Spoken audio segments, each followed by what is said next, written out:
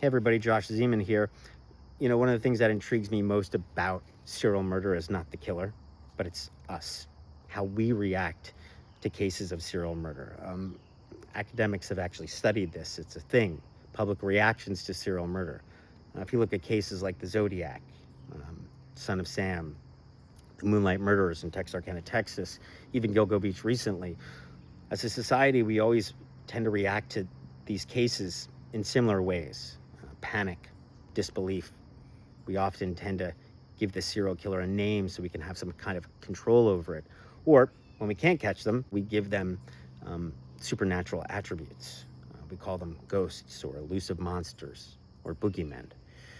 And then there's what happened earlier this summer in New England. Now, I'm sure you all heard the news reports and the clickbait. Was there a serial killer in New England? No. But were there a lot of bodies showing up in New England? Yes. Places like Connecticut, Rhode Island, Massachusetts. Why did we think that there was a serial killer? Because of silence, because of the vacuum created by law enforcement, because they did not share information. I get it. Police don't like to share information. They like to keep investigations close to the chest.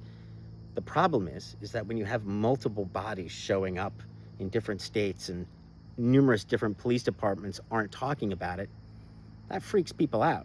Now, if the numerous police departments had been more forthright, if they had told us, for example, that in Groton, Connecticut, they had a suspect that they later arrested for dismembering his roommate, if they had told us that, would we have speculated so hard?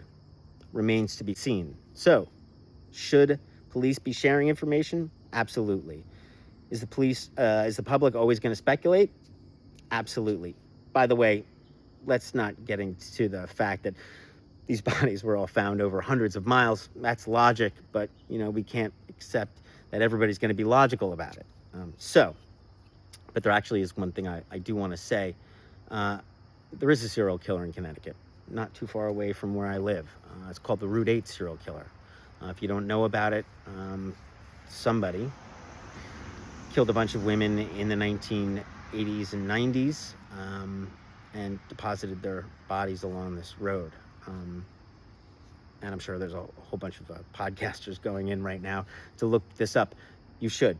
It's an important case. The reason I bring it up is because I think it can be solved. And this is one of the cases that we're going to be talking about on the podcast Sinister. Please find us. Check out that episode on the Route 8 serial killer. We should be doing that one soon. Till then, take care. Be well.